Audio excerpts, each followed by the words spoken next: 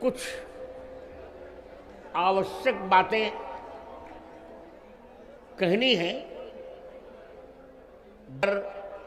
प्राग वक्तव्य आवश्यक होता है। हमारे रामदेव जी जानते हैं, प्रयोजन जिससे न मंदोपि प्रवर्तते। इनको जिज्ञासा हो सकती है कि मैं तो पढ़ने पढ़ाने वाला व्यक्ति, इतना बड़ा यज्ञ क्यों? यह मैं गर्व से यह कहने जा रहा हूं, त्रेता के विश्वामित्र के पश्चात अब तक किसी कामना से होते रहे। स्वर्ग कामो ज्योतिष्टोमम जुह्यात, आयुष काम आयुष्टोमम जुह्यात, ऐन्द्र काम अश्वमेधम जुह्यात, आधिपत्य काम राजसूयम जुह्यात। केवल विश्वामित्र जी ने राष्ट्र की कामना के लिए यज्ञ किया था, जिसमें श्री राम लक्ष्मण जी ने उनकी रक्षा की थी। त्रेता के उस यज्ञ के पश्चात द्वापर का कालखंड बीता मित्र, कलयुग का कालखंड बीता। सब भिन्न भिन्न कामनाओं से यज्ञ करते रहे। यजमानों की कामनाएं, किसी की कोई कामना। पर मेरे मन पर एक बार मेरे मित्र ने मुझे विनोद में कहा था, अनुज ने, कि वही कश्मीर किसकी भूल से मैं नहीं बताना चाहता। हमने जब भारत की स्वतंत्रता के लिए लड़ाई लड़ी थी तो संपूर्ण भारत माता को प्राप्त करने के लिए लड़ाई लड़ी थी। पर हमारे प्रथम प्रधानमंत्री के कुकर्म के कारण हम 70% भूमि प्राप्त कर पाए। हमको भारत माता मिली, पर एक हाथ टूटा हुआ, एक चरण टूटा हुआ। 30% भूमि हमने अपनी गंवाई।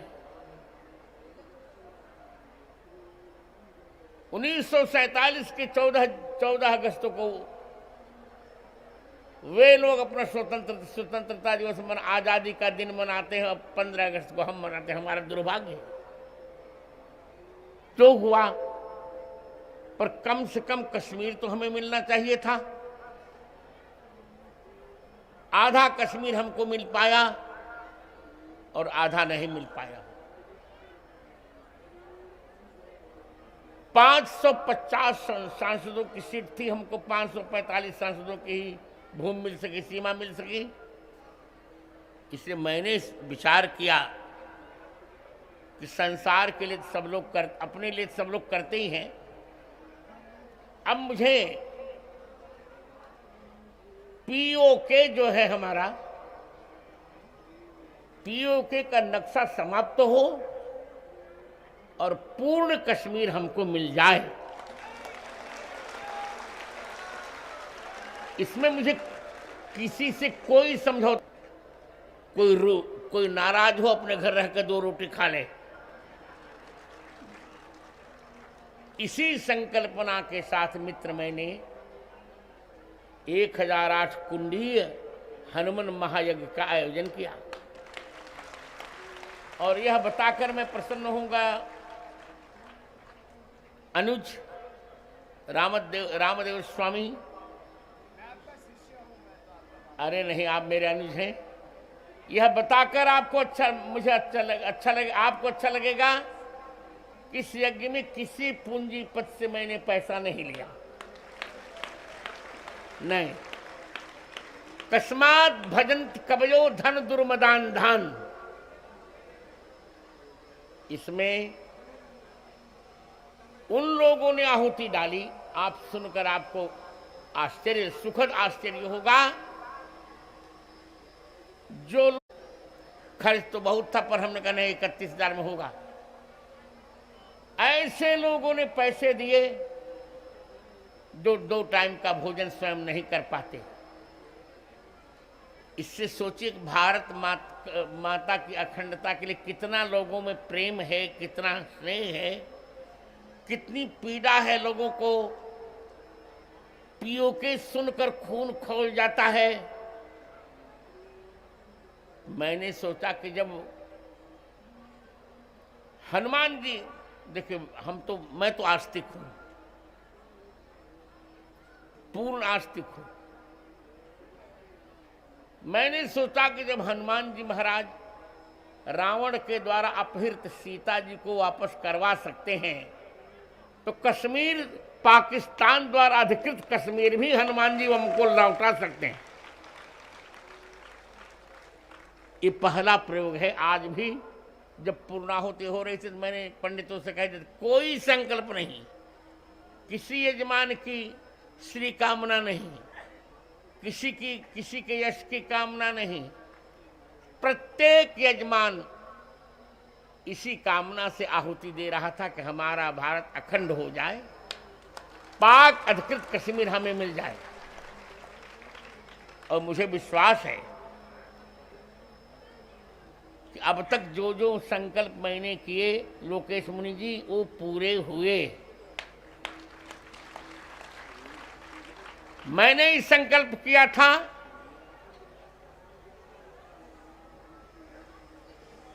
श्री राम जन्म, तब केवल 3 लोग हमारे साथ थे आंदोलन में 1984 में, जब हमारे स्वामी रामदेव जी पढ़ रहे थे तब। और उस संकल्प के आधार पर हमने लड़ाई लड़ी। यद्यपि 1990 में निहत्थों पर गोलियां चलाई गईं और जिन्होंने गोली चलाई वे प्रधानमंत्री का सपना देखते देखते मर भी गए, उन्हें प्रधानमंत्री पद नहीं मिल पाया। 6 दिसंबर 1992 को हमने वह कलंकित ढांचा सरजू माता में जलसात कर दिया। मुकदमे चले मित्र, सभी धर्माचार्यों से कहा गया कि आप साक्ष्य देने जाइए, तो सबने कहा कि हमारे ठाकुर जी हमको मना कर रहे हैं। चारों पीठों के शंकराचार्यों ने कहा हमारे ठाकुर हमको मना कर रहे हैं। अंत में लोग मेरे पास आए। आपको सुनकर बहुत आश्चर्य लगेगा मित्र, और मनोज त्यागी भी प्रसन्न होंगे यदि वो थोड़े मुझसे कुछ अप्रसन्न रहते हैं। हाँ, क्योंकि मेरे पास इतना धन नहीं कि उनको मैं प्रसन्न करूं। मेरे सामने जब आया प्रश्न स्वामी रामदेव जी, तो मैंने कहा देखो, मैं वशिष्ठ गोत्रीय ब्राह्मण हूं। स्वर ठीक रखो। मैंने कहा मैं वशिष्ठ गोत्रीय ब्राह्मण हूं। इस मुकदमे में रामलला नाबालिग हैं।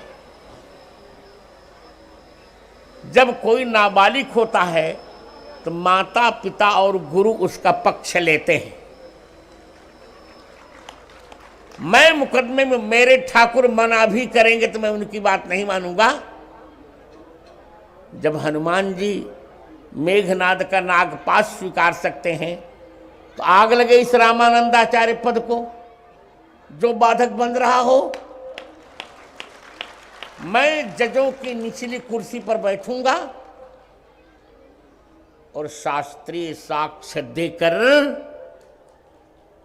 न्यायाधीशों को मैं सहमत करूंगा अपने पक्ष से।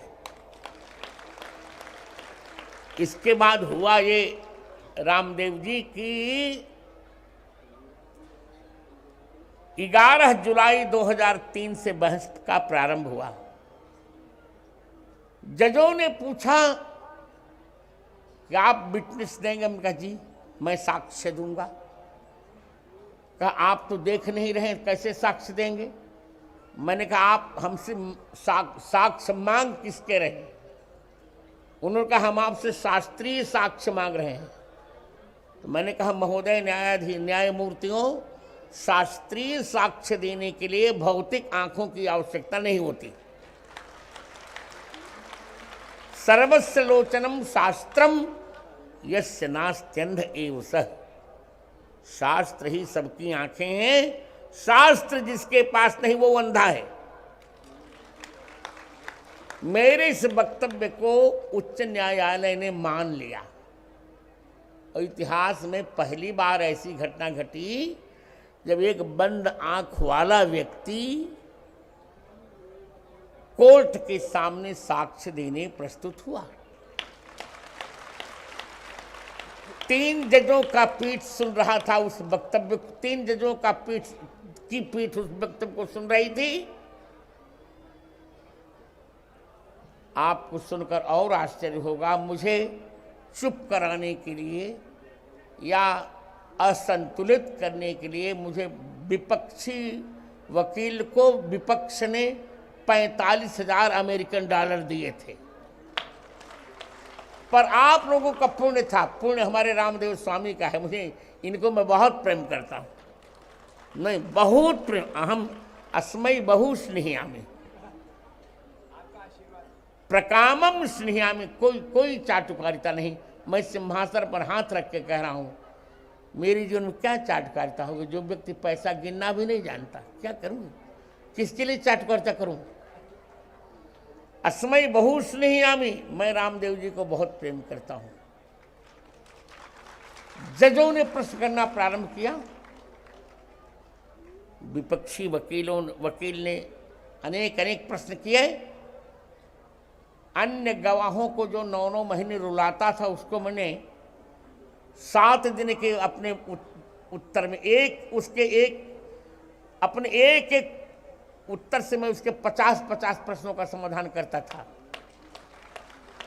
अंत में जब जजेज हार गए तो उन्होंने एक हथकंडा अपनाया स्वामी जी कि राम जन्मभूमि के संबंध में वेद में कोई प्रमाण है क्या?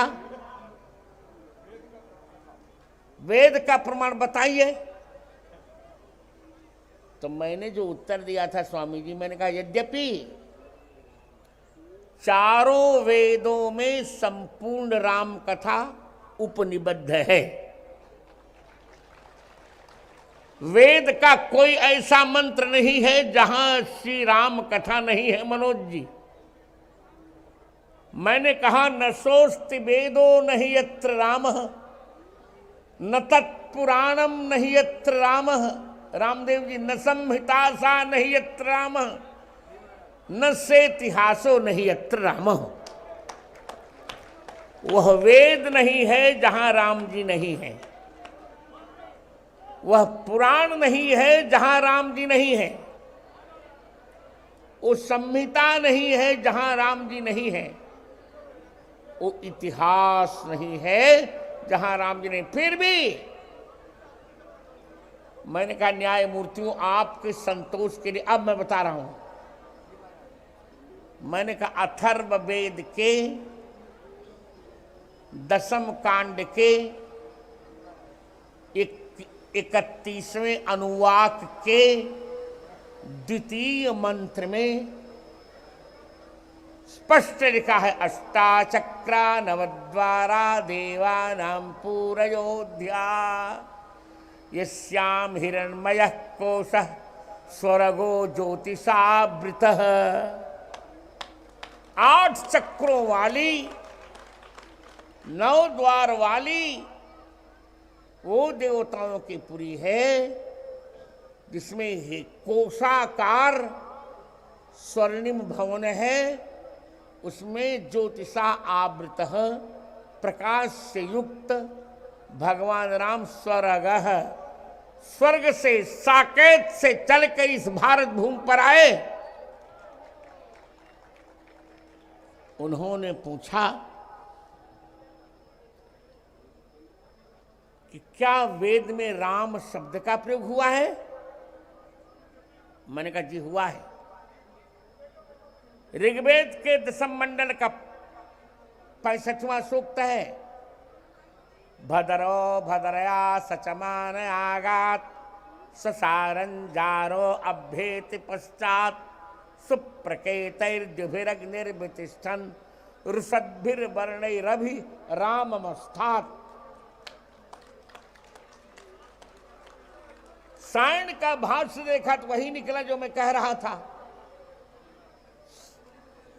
कि भद्र आप लोग शांत रहे, थोड़ी देर फिर माइक दे रहा हूं योगर्षि को। आप शांत रहिए, शांत भैया जी शांत, ये आवाज मत करिए, गुरुजी बोल रहे हैं। और बैठ जाए, जो जहां खड़ा है वहीं बैठ जाए। मैंने कहा भद्र है, रामभद्र है। भगवान रामभद्र भद्रया कल्याणमयी सीता जी के साथ वन में आए। इसके पश्चात सुसारन जारो अभ्येति पश्चात परदार लंपट रावण बहन के समान पूज्य सीता जी का अपहरण किया। इसके बाद पश्चात सुप्रकेतैर्द्युभिरग्निर्वितिष्ठन्, अग्नि के समान तेजस्वी भगवान राम ने नोकीले बाणों के साथ और सुंदर पूंछ वाले बानरों के साथ रावण पर आक्रमण किया और रावण का वध करके रुषद्भिर्वर्णैरभिराममस्थात्, अग्नि में परीक्षित होकर जाज्वल्यमान तेज के साथ सीता जी अभिरामम अस्थात्, राम जी के समक्ष आ गईं। उन्होंने पूछा कि क्या सीता जी का भी नाम रामायण वेदों में है? मैंने कहा जी है, सीता जी का भी नाम वेदों में है। अरवाची सुभगे भव सीते वंदामहे त्वा यथा न सुखदाससे। जनक जी ने प्रार्थना की जब पृथ्वी से सीता जी युवावस्था में प्रकट हुई, किशोरावस्था में, तो अरवाची सुभगे भव, हे सीते अरवाची भव, अब छोटी सी बालिका बन जाओ। सीते बंदा महे त्वा, हे सीता जी आपका हम वंदन करते हैं। उन्होंने पूछा कि क्या राम जी के स्वयंवर का भी वर्णन है वेदों में? कहा जी है। इंद्र सीताम निगृहणातु तम पूषा चान्वक्षतु, वेद कहते हैं इंद्र है, इंद्रो माया भी पुरूपीयते, कौशलेंद्र भगवान शैव धनुष तोड़कर सीता जी को ग्रहण करें। इन उदाहरणों के पश्चात जो मुस्लिम जज थे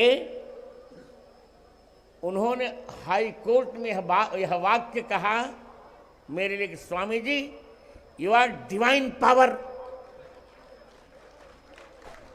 मैंने कहा no, I am divine power, I am not divine power, but I have been send here by divine power. मैं ईश्वर नहीं हूं, पर इस कार्य के लिए मैं ईश्वर के द्वारा भेजा गया हूं। इस निर्णय का प्रभाव ये पड़ा मित्र, मैंने 441 प्रमाण दिए थे और जब खुदाई हुई तो 437 तो स्पष्ट निकले, 4 केवल अस्पष्ट थे, वे भी प्रमाण कोर्ट ने स्वीकार कर लिया। वेद ने इतनी तक व्यवस्था दी कि राम जन्मभूमि से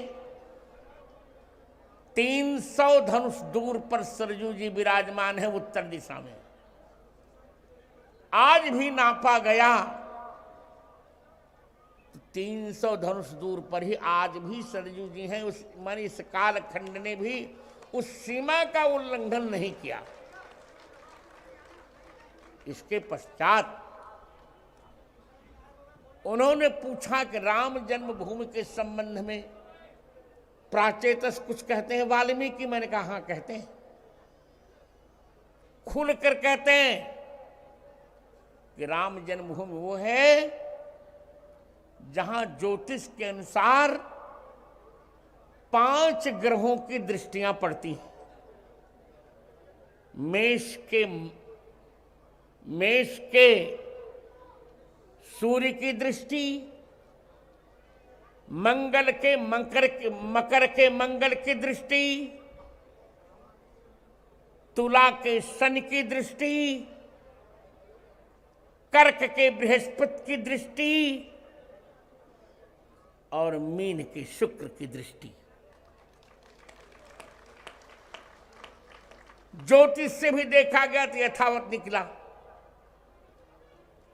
और आप लोगों के आशीर्वाद से, मेरा तो कुछ नहीं, आज यह कहने के लिए मैं उत्साहित हूं। मुझे बोलने दें थोड़ी देर, आप उनको डिस्टर्ब मत कीजिए। आज मैं यह कहने के लिए उत्साहित हूं, भरत जी को ग्लानि थी कि प्रभु के एक ही काज ने आयो, मैं भगवान के किसी काम नहीं आया, पर मुझको कोई ग्लानि नहीं है।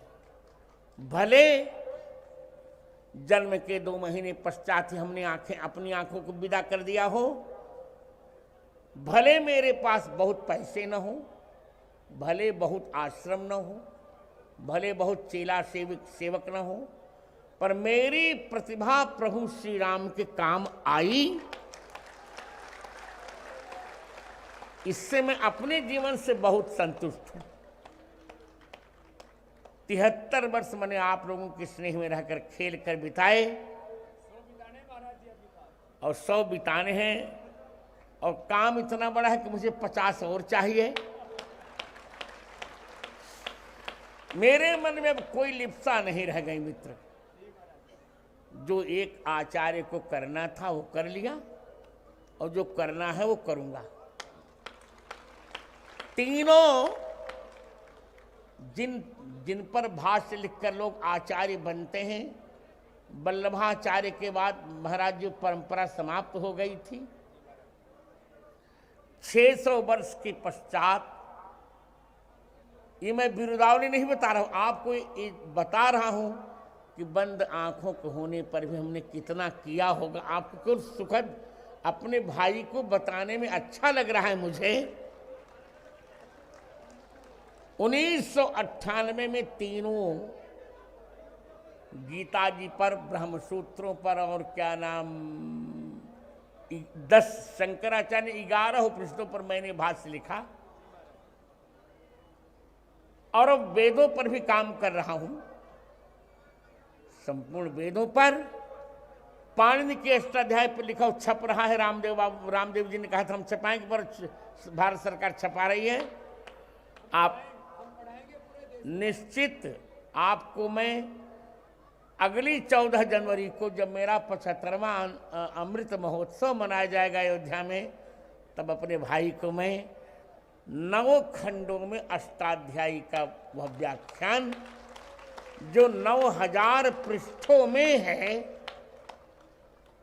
उसे मैं आपको अर्पित करूंगा।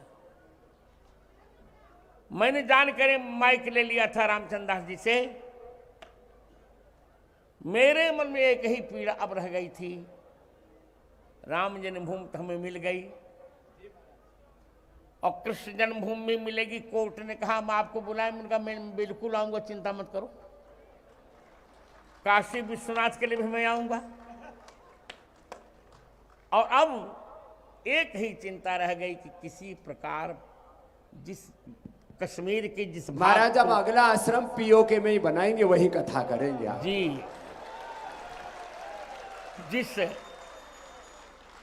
जिस भूमि को पाकिस्तान ने हथियार रखा है, वो भूमि भी हमें मिल जाए तो अगला 1008 कुंडी हनुमान महायज्ञ हम पीओके में ही करेंगे। ये जोरदार बात है महाराज जी। पीओके के साथ हनुमान जी बलूचिस्तान और सिंध आपको ऊपर गिफ्ट में देंगे।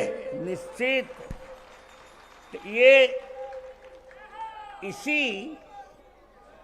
इसी उद्देश्य के लिए यह यज्ञ मैंने किया। हमारे उत्तराधिकारी ने युवक होकर बहुत श्रम किया। बालक ने हमने रामचंद्र दास जी का जोरदार अभिनंदन होना चाहिए। बालक बहुत पुरुषार्थी है। नहीं, महाराज जी का तो शिष्य है, हमको भी वो बालकवती प्रिय महाराज। हम उसको आप तो आपका तो शिष्य है ही, लेकिन हम अरे अपना भी मान लिया, साझा मान लिया। अरे आपका शिष्य, आप उसके काका हैं, काका गुरु। आप उसके अंकल हैं, अंके लाती थी अंकल। जो भतीजे को गोद में ले ले उसे अंकल कहते हैं। ये नई व्याख्या कर दी महाराज जी ने अंग्रेजी के शब्द अंकल की। तो अब मैं अपने उद्देश्य की बात मैंने कर दी, इसीलिए यह यज्ञ किया हमने। पूंजीपतियों से अडानी और अंबानी इत्यादि से एक पैसा नहीं लिया, सामान्य वर्ग ने इसमें पैसा दिया है। यज्ञ आज आप देख ही रहे पूर्ण हुआ, इतना जन समूह परिक्रमा कर रहा है और आपकी उपस्थिति ने मित्र इसको और पूर्णता दे दी। इसी शुभ कामना के साथ मैं फिर आचार्य रामचंद्र दास को माइक दे रहा हूं। अपना उद्देश्य मैंने बता दिया, मेरा यही उद्देश्य। भले लोग मुझे बदनाम करें, करने दीजिए, मुझे कोई चिंता किसी की नहीं। बदनाम कर कोई क्या कर लेगा। सरस्वती है नहीं बंध्या सरस्वती, सरस्वती कभी बंध्या नहीं होती। सारी देवियों को पार्वती ने श्राप दे दिया था कि तुम्हारे पास संतान नहीं होंगी, पर सरस्वती को श्राप नहीं दिया था।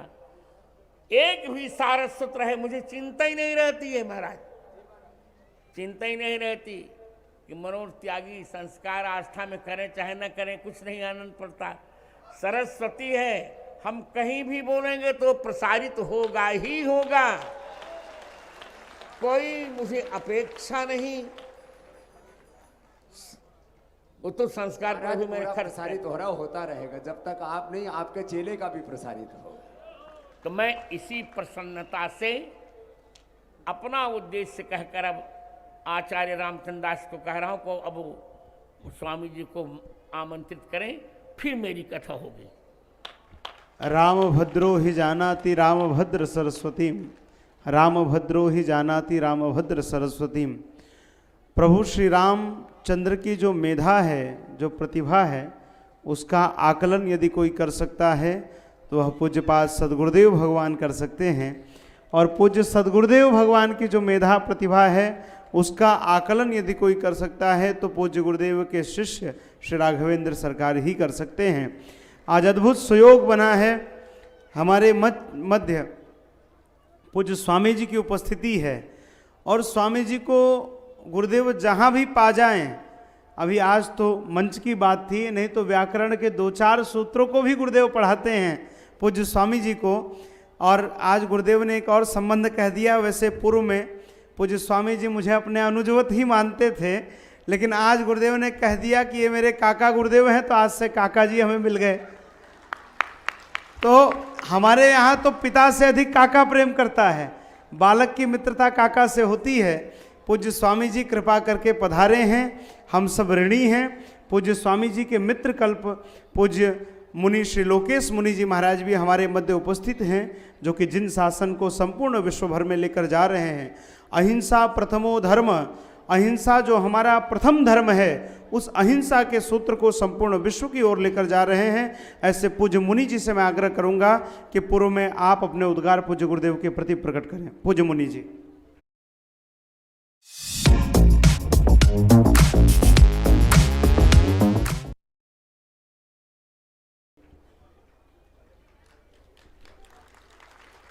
मंच व्यासपीठ पर विराजित